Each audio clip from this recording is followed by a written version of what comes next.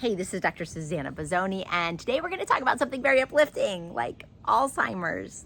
You probably saw in the press that Dean Ornish just published his recent study, or probably his first recent study on Alzheimer's, using his four-pronged approach, this intensive cardiac rehab method that includes four things that of lifestyle: moving more, stressing less, loving more, and eating well. And those four things he applied, of course, with his great research on intensive cardiac rehab that's now covered by all your major insurances, including Medicare, for certain cardiovascular diagnoses, and is incredibly effective. Well, with the background knowledge that what is good for the heart is good for the brain, and we've seen that consistently, that the links to cardiovascular disease are often the same links to Alzheimer's and cognitive dysfunction dementias, including, of course, insulin resistance and cardiovascular risk, high cholesterol, etc.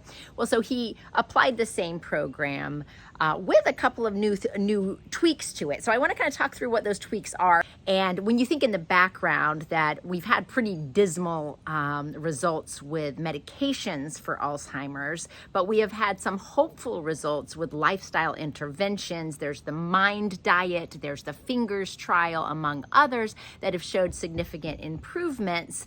And we seem to think that the more things we throw at it, because it's multi-factorial, it's never just one thing, it's not going to likely be answered in a pill.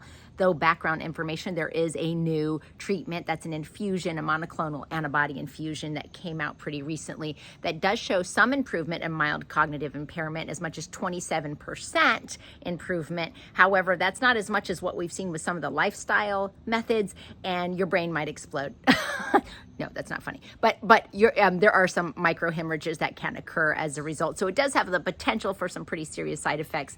But that being said, not to dismiss the hopefulness of this medication as part of the treatment process. So just to be aware. But let's talk about the Dean Ornish program, because I think it's pretty cool to look back at, yes, again, those major four components, which pretty much are the same as the intensive cardiac rehab program, that is eating well, a clean, whole food, plant-based diet, not a junk food, vegan diet, never something that's going to optimize health, but whole foods, fiber-rich, whole plants, no animal products. Stressing less, he included meditation and yoga, and also some sleep support. There have been some studies, a recent meta-analysis showing that yoga or mind-body interventions, including Tai Chi yoga and Qigong, have shown some benefit for cognitive function and attention.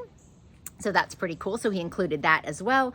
Of course, the group support was part of that, feeling part of a tribe. We know in the face of this loneliness epidemic, as recently stated by our Surgeon General, how important it is to feel connected. And yes, this program was done virtually, and that wasn't, of course, expected, but the recruitment and the process happened during COVID.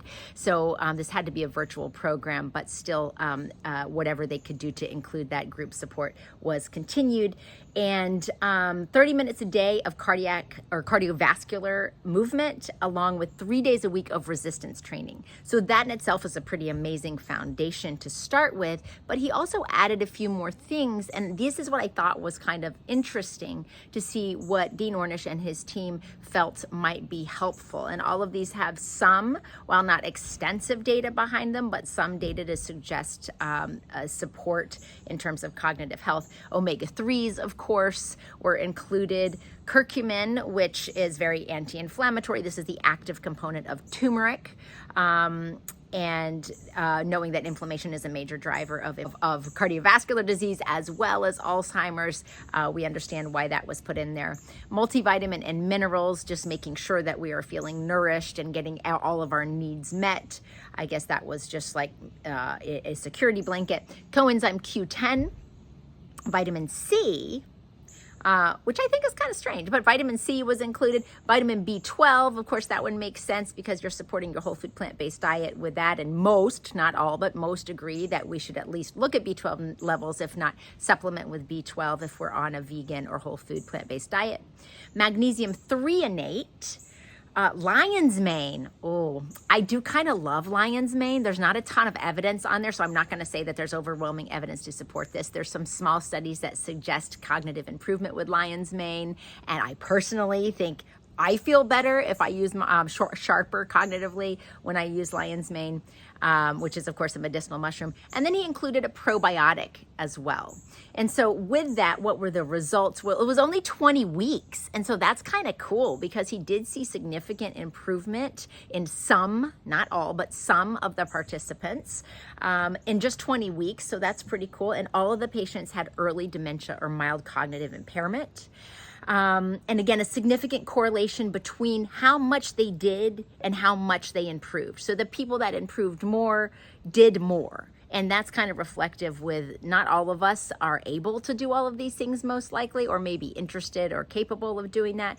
But it does give us hope that the more we do, perhaps the better that we are. And he also saw improvement in amyloid plaque testing. This particular test called amyloid beta 42/40 ratio showed improvement in the intervention group, in the Dean Ornish's intervention group, and worsening relatively, so as on average, in the control group.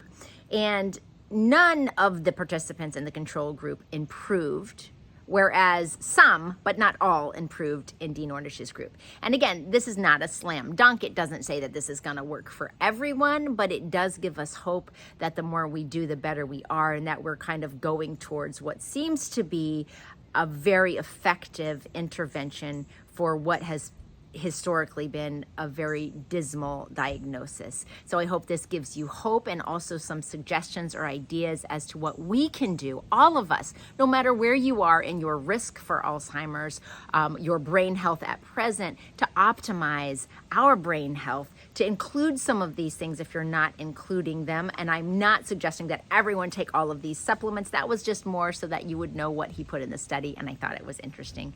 But I hope this gives you some interesting information to think on today, food for thought, and have a wonderful and inspired day. Thanks for your time.